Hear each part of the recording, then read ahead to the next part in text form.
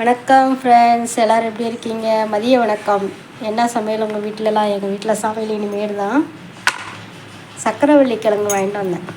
பாருங்கள், இது சக்கரவள்ளி கிழங்கு, கொடிக்கிழங்குன்னு சொல்லுவாங்க, சக்கரவள்ளி கிழங்குன்னு சொல்லுவாங்க. இதை வேக வச்சு சாப்பிட போகிறோம். இதோட பயன்கள் என்னன்னு கேட்டிங்கன்னா, இது இவங்க இருக்காங்க இல்லையா, பைல்ஸ் இருக்கு இல்லையா, அவங்களுக்கு இது ரொம்ப முக்கியமான ஒரு டிப்ஸ் இது. சரியா?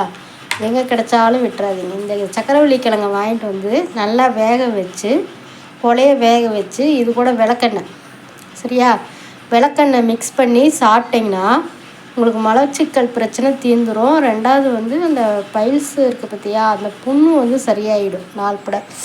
சரிங்களா? அதனால் அதோட பயன்கள் தான் இது. இதில் என்ன இன்னொன்று கேட்டிங்கன்னா, இந்த கிழங்கு தோட்டத்துலேருந்து அறுவடை பண்ணுவாங்க. இது ஒரு கொடிக்கிழங்கு தான். கொடி மேலே ஓடும், கீழே கிழங்கு இருக்கும். மண்ணை பறித்து வெட்டி எடுக்கணும். இந்த கிழங்கு நாள்பட விட்டால் உள்ளே அரக்கு வச்சிரும். சரியா? இதை வாங்கிட்டு வந்தனே செஞ்சிடணும். அதிக நாள் வீட்டில் வச்சுருந்து நம்ம யூஸ் பண்ணக்கூடாது. கிழங்கெல்லாம் போயிடும். இங்கே பாருங்கள், மேலெல்லாம் ஒரு மாதிரி ஆயிடுச்சா. ஏன்னா இது ரொம்ப நாள், எனக்கு தெரிஞ்சு இது ஒரு 10 நாள் இருக்குன்னு நினைக்கிறேன் இந்த கிழங்கு. பாருங்கள், இதில் அந்த உள்ள அந்த கோடாக போக ஆரம்பிச்சிடும். அதனால் அந்த சக்கரவள்ளி கிழங்கு ஒன்று மட்டும் சீக்கிரம் நாள்பட வச்சிருக்கக்கூடாது. இது சீக்கிரம் செஞ்சு சாப்பிட்ருங்க. ரொம்ப நல்லது, குழந்தைகளுக்கெல்லாம் கொடுக்கலாம். சரியா? இது எப்படி வேக வைக்கணும்னு சொல்கிறேன். சித்ரா அஃபீஷியல் ஃபேமிலி நேராக சப்ஸ்கிரைப் பட்டன் இருக்கும், ஆளுங்கிற பட்டனும் இருக்கும். 2 சப்ஸ்கிரைப் பண்ணி வச்சுக்கோங்க. அப்போ தான் என்னோடய வீடியோ உங்களுக்கு அடுத்தடுத்து வரும். வாங்க, இதை எப்படி வேக வைக்கிறதுக்கு காட்டுறேன். சரிங்களா? இது ரொம்ப விசில்லாம் விடக்கூடாதுங்க. 3 விசில் விட்டாலே வெந்துடும். சரியா? அதிகமாக விட்டிங்கன்னா குழஞ்சி போயிடும் கிழங்கு. அதனால் இது அதிக விசில்லாம் விடக்கூடாது. 2, 3 போதும், அதுவே வெந்துடும். சரிங்களா? இது கிழங்கு பெருசாக போட்டிருக்கேன், அதனால தான் குழஞ்சி போயிடக்கூடாதுன்னு கட் பண்ணி போடாமல் போட்டிருக்கேன். சரி, வாங்க எப்படி வேக வைக்கணும்னு காட்டுறேன்.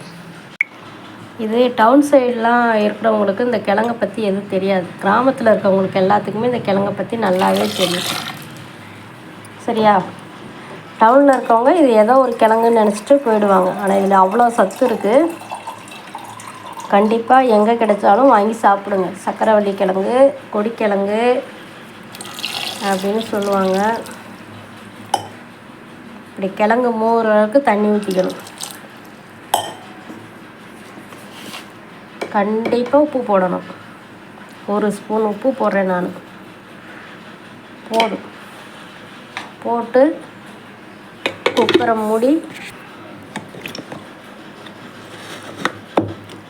குறைஞ்சது 4 விசில் விட்டால் வெந்துருங்க. அவ்வளோதான். வெந்ததுக்கப்புறம் காட்டும். பாருங்கள், கிழங்கு நல்லா வெந்து ஆறிடுச்சு. பாருங்கள், தெரியுதா தோல்?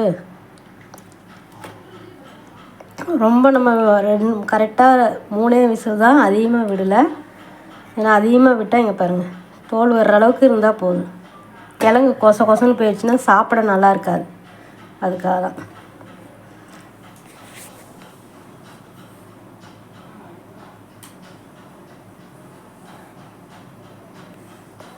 இவ்வளோதாங்க. சக்கரவள்ளி கிழங்கு வேக வச்சு எடுக்கிறது ரொம்ப ஈஸியான ஒன்று. இதே மாதிரி உங்கள் வீட்டில் வேக வச்சு சத்துள்ள கிழங்கு இதை நீங்கள் சாப்பிடுங்க. உங்களுக்காக தான் இது எப்படி வேக வைக்கிறதுன்னு காமிச்சிருக்கேன். சரிங்களா? சரி, ஓகே மக்களே, பாய்.